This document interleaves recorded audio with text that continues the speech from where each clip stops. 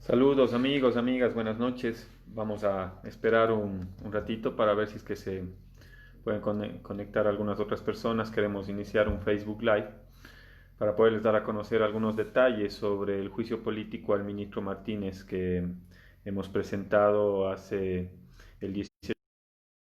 Vamos a esperar unos minutitos más, nada más para arrancar.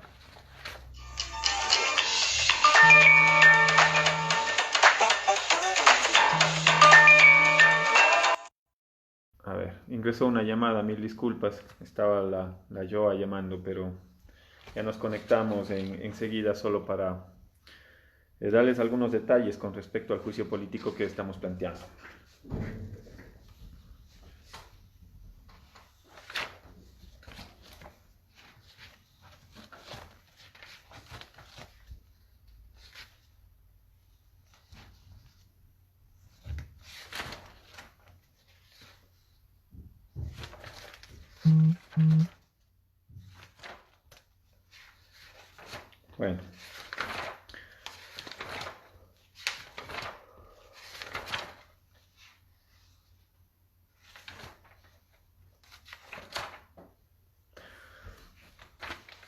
Bueno, buenas noches con todos, con todas, con los amigos que están conectados a través de Facebook Live.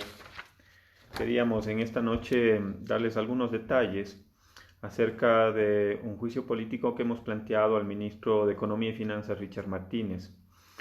Resulta que hay un juicio político que duerme el sueño de los justos, lamentablemente porque el presidente de la Asamblea Nacional no ha puesto en consideración del Consejo de Administración Legislativo de la Asamblea Nacional los diferentes pedidos de juicio político al ministro Martínez. Yo debo decirles que, por ejemplo, en el caso de nuestro colega asambleísta Jofre Poma, lo presentó en el mes de julio del año 2019, porque el ministro de Economía y Finanzas incumplió con lo que establece la Constitución, la ley especial amazónica, en el sentido de poder entregar la asignación que les corresponde. Eso ha ocasionado que se haya presentado el juicio político en el mes de julio. Lamentablemente el ministro Martínez ha seguido incumpliendo la ley y la Constitución. Tanto es así que nosotros el 18 de mayo presentamos el juicio político al ministro Martínez amparados en cuatro causales que fueron evidentes a lo largo de estos meses de investigación que hemos seguido muy de cerca el accionar del ministro Martínez. Nosotros hemos identificado cuatro ámbitos en los cuales se basa nuestro juicio político. El primero tiene que ver con el incumplimiento a la ley de reactivación económica, una ley que se aprobó en la Asamblea Nacional en diciembre del 2017, en el cual se establecía que una disposición transitoria que se daba un plazo de 45 días para que el ministro Martínez, como presidente de la Junta de Política y Regulación Monetaria y Financiera, pueda reducir los costos de los servicios financieros y de los servicios bancarios. Quiere decir que se disminuían los costos de las transferencias, de las transacciones que realizamos diariamente todos los usuarios del sistema financiero. La ley le daba 45 días. Adivinen ustedes cuánto tiempo se demoró el ministro Martínez. Resulta que se demoró más de un año para poder reducir los costos de los servicios financieros y bancarios. ¿A quién le afectaron? Nos afectaron a todos los ecuatorianos, porque según una investigación, según un reportaje de Diario El Comercio, se establece que el costo, esa reducción en el costo que se demoró un año, le costó a los usuarios del sistema financiero cerca de 20 millones de dólares. Es decir, a todos los ecuatorianos nos sangraron 20 millones de dólares porque el ministro Martínez incumplió la ley. Incumplió una ley que se aprobó en diciembre del 2017 y lamentablemente él expidió esa resolución de la Junta de Política Monetaria y Financiera un año después, más de un año después. Ese es el primer causal, ahí hay un evidente incumplimiento a la ley. Pero hay otros causales adicionales. Resulta que el ministro Martínez emite nuevos bonos por parte del Estado ecuatoriano. Y según el Código de Planificación y Finanzas Públicas y la Constitución, se establece que los ingresos que provienen precisamente del financiamiento externo tienen que ir ya sea para repagar la deuda en mejores condiciones o refinanciar la deuda en mejores condiciones para el país o para gastos de inversión. Más resulta que ese dinero de los bonos del 2019 lo ingresaron a gasto corriente a través de una de las cuentas de Petroecuador. Eso lo logramos detectar luego de alguna investigación que pudimos llevar adelante. Ese es otro incumplimiento al Código de Planificación y Finanzas Públicas y a la Constitución. Hay un tercer elemento por el cual estamos llamando a juicio político al ministro Martínez y que tiene que ver con la firma con el Fondo Monetario Internacional. Resulta que el 1 de marzo del 2019, acuérdense de esta fecha, 1 de marzo del 2019, porque ahí se marca una sentencia histórica en el país por todo lo que deviene con el Fondo Monetario Internacional, resulta que el ministro Martínez firma conjuntamente con la gerenta del Banco Central, Verónica Artola, la carta de intención con el Fondo Monetario Internacional, pero firma sin tener la autorización del Comité de la Deuda.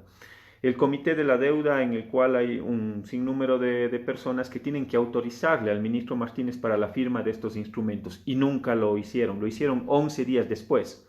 Es decir, el 11 de marzo del 2019 se firma, le dan la carta de autorización para que el ministro Martínez, que ya firmó el 1 de marzo, pueda suscribir ese convenio. Ahí hay una evidente violación del marco jurídico nacional. Y hay un cuarto elemento que quizás es el más reciente y que ustedes lo conocen, y que tiene relación con la falta de la entrega de recursos de manera oportuna, adecuada, para que se pueda llevar adelante la contingencia de lo que significa una crisis sanitaria.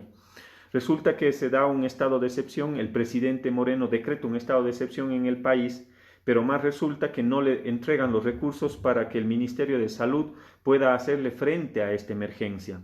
Tanto es así que hay una serie de oficios que mandan desde el Ministerio de Salud, e incluso la ex ministra de Salud, Catalina Andramuño, en su carta de renuncia, que al final se convierte en una carta de denuncia pública, dice que no le entregaron los recursos para poder atender la emergencia. Mientras tanto, el pueblo ecuatoriano y sobre todo en la provincia del Guayas, en la ciudad de Guayaquil, vivíamos una espantosa nivel de contagios y sobre todo de la falta de capacidad de respuesta de los hospitales porque no se garantizaron los recursos de manera oportuna para atender la emergencia sanitaria. Y aquí hay un elemento que nos llama enormemente la atención, porque el 24 de marzo, pese a que no entregaron los recursos, hay una carta de renuncia de la ministra de Salud del 20 de marzo, en el cual expone al país y le dice nunca me dieron los recursos, pero sí había la plata para poder pagar la deuda.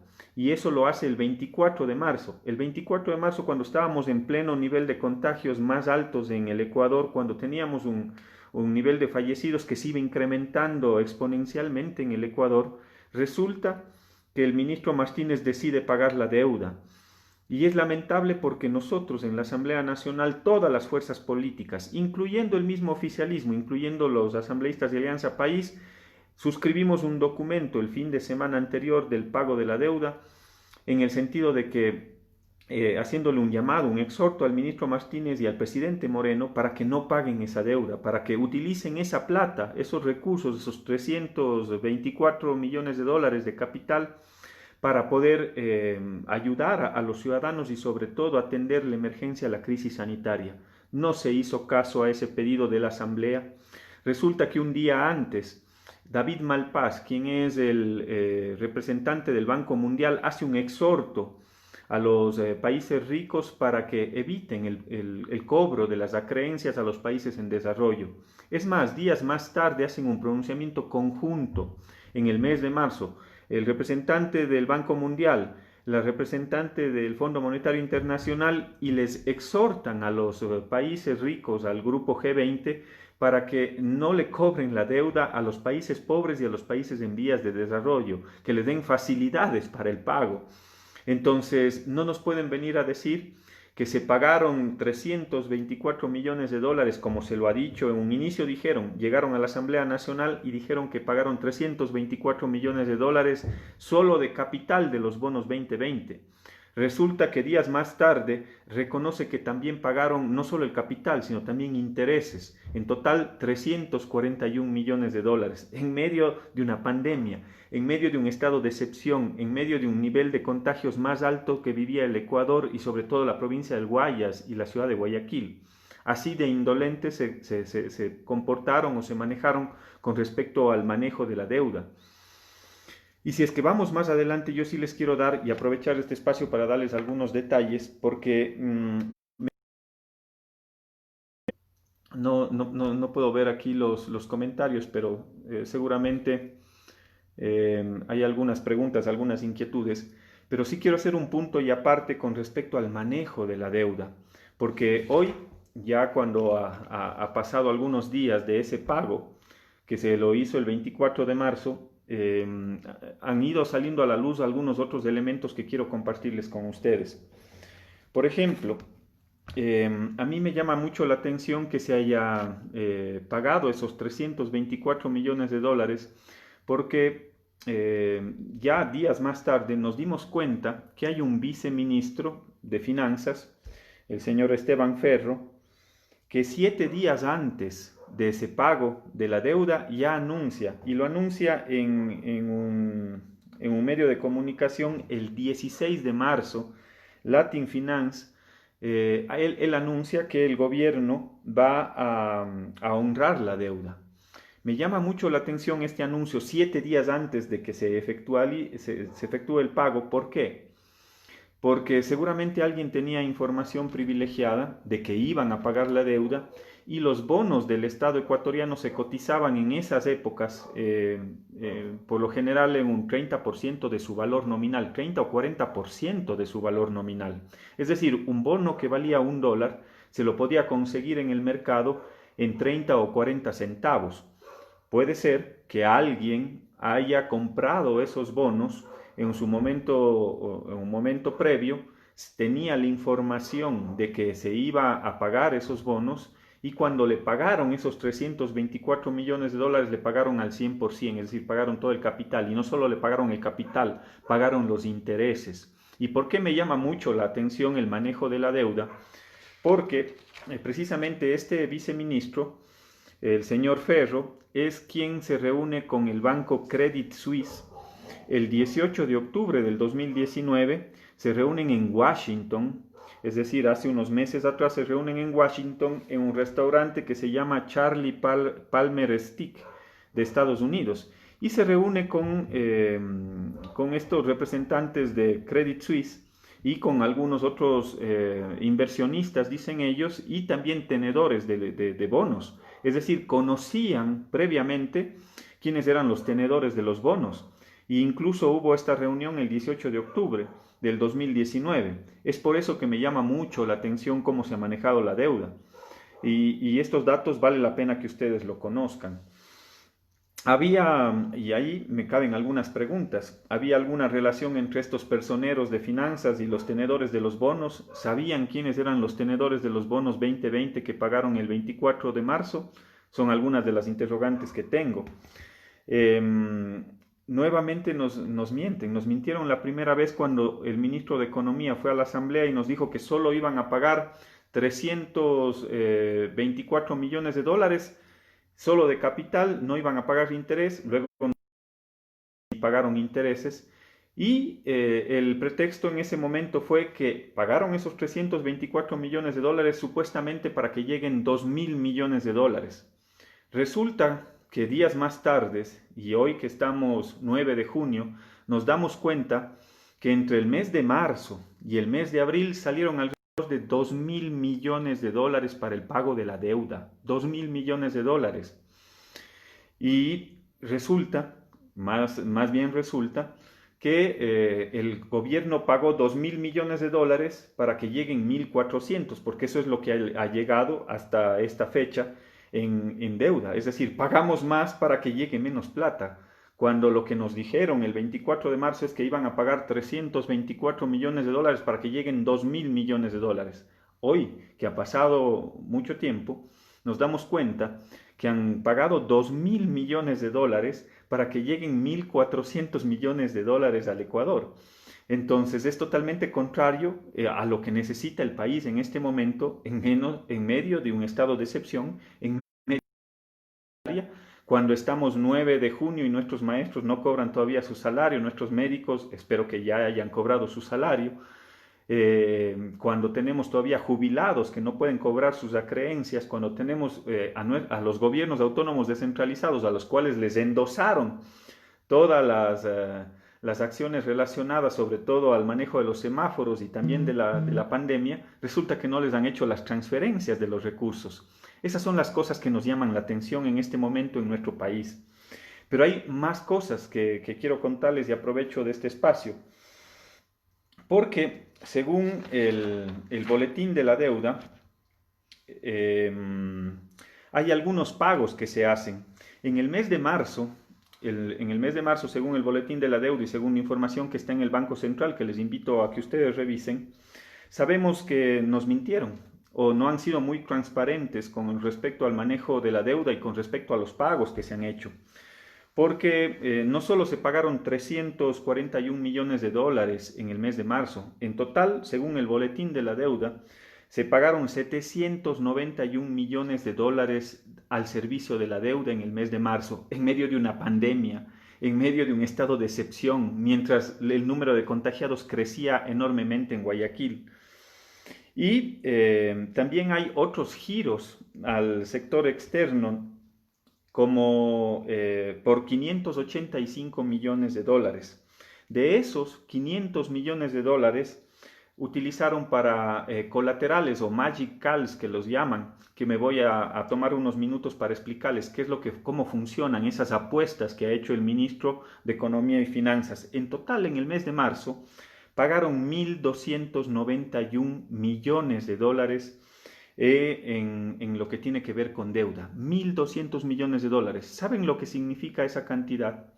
Con esa cantidad hubiésemos podido comprar 2 millones de test de COVID-19, que todavía no tenemos 2 millones de dólares, pese a los múltiples anuncios, 2 millones de test, pese a los múltiples anuncios, hubiésemos podido comprar 2 millones de test. Hubiésemos podido pagar ese mismo bono que pagó el gobierno por la crisis sanitaria de $60 a 3 millones de ecuatorianos durante 3 meses.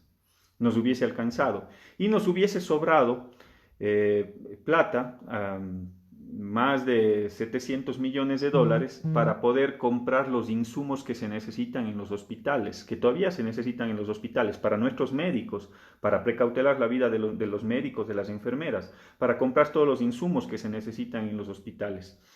En total, en el mes de marzo salieron 1.291 millones de dólares. Pero en el mes de abril, según el boletín del Banco Central, al servicio de la deuda también salieron 215 millones de dólares y también se contabilizaron en el boletín de deuda pagos hacia ripos por 936 millones de dólares. Pero ¿qué es esto de los ripos? Y estas son las apuestas que ha hecho el ministro de Economía y Finanzas. Esta es una operación de deuda comercial. Es una operación mixta en el cual se utiliza a la banca privada internacional y se garantizan con bonos del Estado. No es muy usual, es la primera vez que el Ecuador recurre a este tipo de instrumentos financieros, porque en realidad es una apuesta, porque el Estado está dando una garantía de bonos con respecto a dinero que va a recibir de un banco internacional. Y depende la negociación que se haya llevado adelante, pero la garantía que está entregando el Estado ecuatoriano es una garantía en bonos. Nunca antes se lo había hecho, no sé por qué recurrieron a este mecanismo para financiarse. Son operaciones que se hicieron en agosto del 2018 y en octubre del 2018. Me llama mucho la atención, ¿por qué? Porque hay diferentes mecanismos de financiamiento. Si es que un país necesita recurrir a financiamiento, lo más fácil o lo más económico en términos de costo financiero es ir a los multilaterales. los multilaterales como el Banco Mundial, como la Corporación Andina de Fomento y otros instrumentos del propio Fondo Monetario Internacional, más allá de los cuestionamientos que yo pueda tener de esa institución, si es que hay que utilizar ese mecanismo de financiamiento, pero sin sometimientos, sin condicionamientos. Pero esos son los organismos multilaterales. Esa es la tasa más baja que podemos conseguir. Luego, en la siguiente tasa más baja están los multilaterales, es decir, deuda entre país y país. No recurrieron a deuda entre país y país, satanizaron mucho el manejo de la deuda con China, tanto es así que inclusive están en un momento determinado aparentemente cerradas esas puertas. Y lo siguiente es la deuda comercial. ¿Qué hablamos por deuda comercial? La posibilidad que tiene el Estado ecuatoriano de financiarse con bancos internacionales o de emitir bonos por parte del Estado ecuatoriano que se negocian en el ámbito internacional. Resulta que esta operación que hace el ministro Martínez es una apuesta. ¿Por qué? Porque piden a dos bancos en el exterior, piden a Credit Suisse 500 millones de dólares y piden también a Goldman Sachs. Son dos bancos internacionales. El uno es suizo y el otro es Credit Suisse y el otro es Goldman Sachs de Estados Unidos. Piden 500 millones de dólares en las dos operaciones en el año 2018 a una tasa de interés aproximada del 6.5%. Pero ¿qué es lo que les exigen estos bancos, estos dos bancos? Estos dos bancos le exigen al ministro Martínez y al Estado ecuatoriano que pueda garantizar esa operación con bonos del Estado ecuatoriano. Y le piden que la garantía sea del 240%, es decir, les entregan 1.000 millones de dólares y ellos entregan 2.400 millones de dólares en bonos de garantía para poderles otorgar esa tasa. Pero ¿cuáles son las condiciones de ese manejo financiero? Dentro de las condiciones está que siempre se tiene que mantener esa garantía del 240%. Y por lo tanto, en un momento determinado, por el mal manejo económico de este gobierno y del ministro Martínez, empiezan a incrementarse el riesgo país, no por la pandemia. Desde antes ya teníamos una serie de problemas con el riesgo país que se empezó a incrementar y por lo tanto los bonos empiezan a perder su valor en el mercado.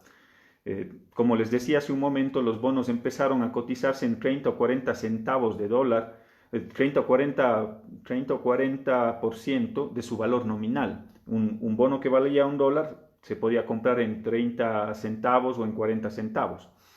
Entonces, como pierde la garantía o pierde valor los bonos, lo que hace el ministro Martínez en el mes de marzo, en el mes de abril, es sacar plata de los ecuatorianos para poder cubrir esas apuestas que hizo, porque como bajaron el precio de los bonos, lo que hicieron es precancelar esas deudas que tenían un plazo de 48 meses y de 54 meses. Es decir, esos valores al Estado ecuatoriano le tocaba pagar, si hicieron en el 2018, le tocaba pagar en el 2022. Pero resulta que como bajaron el precio de los bonos, lo que hizo el ministro Martínez es precancelar esa deuda en medio de una pandemia, en medio de un estado de excepción. Entre el mes de marzo y entre el mes de abril, al final terminaron saliendo de la economía cerca de 2.000 millones de dólares, que muy bien hubiesen podido servir y ahora mismo nos pudiesen servir para cancelar esos valores que están pendientes a los GATS, para que con esos valores los GATS puedan atender la pandemia, atender la emergencia, cancelar esos valores que están pendientes a las diferentes instituciones, cancelar a los proveedores, incluyendo los proveedores de bienes y servicios, incluyendo los proveedores de los insumos. Hoy en la mañana he tenido algunos contactos de diferentes proveedores que se están organizando, de diferentes acreedores del Estado que se están organizando, acreedores de lo más diverso. Hay deudas que no se han pagado en el Ecuador desde hace un año atrás, a contratistas de obra pública, de venta de bienes y servicios, desde hace un año atrás no se les ha cancelado sus valores. cuando sabemos que de por medio todavía no se les logra cancelar a los maestros jubilados, cuando sabemos que hay de por medio algunas deudas al Seguro Social, pero resulta que prefirieron sacar esos 2.000 millones de dólares de la economía en el mes de marzo y en el mes de abril, antes que privilegiar la vida, que privilegiar la atención a los ciudadanos, que privilegiar la atención desde el punto de vista sanitario y de toda la red de salud pública. Es por eso, estimados amigos que me escuchan y que están pendientes de este Facebook Live, que hemos decidido presentar el juicio político para que se transparente esa información, para tener un baño de verdad en el Ecuador, para saber cómo ha manejado la deuda el ministro Martínez, para saber por qué no ha cancelado esos valores que debía haber cancelado en este momento a los diferentes actores, a los proveedores, hacia los distintos espacios en los cuales se han orientado las acciones del sector público. Tenemos la interrupción de Pedro Joaquín. Espérame un ratito, mijo, que estoy conversando por acá, ¿ya? Pero, ¿y tu teléfono? Aquí estoy utilizando. Así pasa cuando estamos en el Facebook, cuando estamos en vivo. Disculpas, pero en todo caso, esa es la información que quería transmitirles. Nosotros no vamos a permitir que se burlen de los ecuatorianos como lo están haciendo, mientras hay un anuncio del presidente Lenín Moreno que llama a la Asamblea Nacional para que no lleve adelante el proceso de juicio político. Nosotros, o nos está pidiendo que miren hacia otro lado mientras ellos infringen la ley, infringen la Constitución. Nosotros por eso vamos a insistir una vez más, y hoy lo hicimos en el Pleno de la Asamblea Nacional. ¿Para qué? Para que pase una resolución, un cambio del orden del día que le exija al presidente de la Asamblea, César Litardo, que convoque al Consejo de Administración Legislativo y que aboque conocimiento de los 5 pedidos de juicio político que existe contra el ministro Martínez. 5 pedidos de juicio político. Y resulta que el presidente de la Asamblea Nacional desde hace un año no ha calificado un juicio político del asambleísta Joffre Poma. Nosotros hemos presentado el 18 de mayo y tampoco ha calificado ese juicio político. Hay otros juicios políticos que se han presentado en fechas posteriores al ministro Martínez y no ha tenido la capacidad para poder colocar en el orden del día del Consejo de Administración Legislativo la convocatoria para abocar conocimiento y calificar ese juicio político. ¿Por qué es importante calificar? Porque nos da paso ir hacia la Comisión de Fiscalización y se pueda develar toda esta información y la información que deberá presentar el ministro Martínez hoy, que se requiere precisamente un baño de transparencia, porque la siguiente pandemia, luego de la pandemia del COVID-19, es la pandemia de la corrupción que hemos visto develada de cuerpo entero en este gobierno, en el gobierno de Lenín Moreno, en el cual se han feriado todos los hospitales, han entregado como parte de sus componentes, de sus cuotas políticas, del reparto del gobierno de Lenín Moreno. Y ojalá no se sume este tema adicional que tiene que ver con el manejo de la deuda. Por lo tanto, es importantísimo que a través de su apoyo, a través de la presión social, de la presión ciudadana, a través de las redes sociales, se le exija al presidente de la Asamblea Nacional, César Litardo, que convoque al CAL, que ponga en consideración los juicios políticos, los distintos juicios políticos, y que se dé paso a este proceso que nos permita salvarle al país de un manejo desastroso que hemos venido teniendo de la economía ecuatoriana durante los últimos años, y no nos vengan a decir que es culpa de la pandemia. No es así. Tanto están equivocados aquellos que sostienen esas tesis, que en diciembre del año 2019 nosotros cerramos la economía con decrecimiento económico del 0.5%, pero con deflación del 0.7%. ¿Por qué? Porque afectaron a la capacidad de consumo de los ciudadanos. Por lo tanto, el manejo que está haciendo el ministro de Economía y Finanzas es errado, es errático. Y mientras más pronto se pueda llevar a juicio político al ministro Martínez, ojalá tengamos la posibilidad de que se censure a este ministro y puedan colocar una persona que tenga la capacidad necesaria y la independencia, sobre todo de pertenencia, porque sabemos todos de dónde viene el ministro Martínez, viene nada más y nada menos que del comité empresarial. Ojalá puedan colocar un ministro de Economía probo, que tenga la capacidad necesaria para responderle al país en estos duros, difíciles y delicados momentos que está pasando desde el punto de vista económico. Eso es lo que quería compartirles. Lamentablemente estoy haciendo el Facebook Live desde mi celular, no pude hacerlo desde la computadora, no puedo ver sus comentarios, sus mensajes, pero en todo caso, cuando termine esta conexión, sí voy a responder cada uno de sus inquietudes, de sus preguntas. Quiero agradecerles por estar pendiente de a través de este espacio, pero sobre todo por hacer causa común.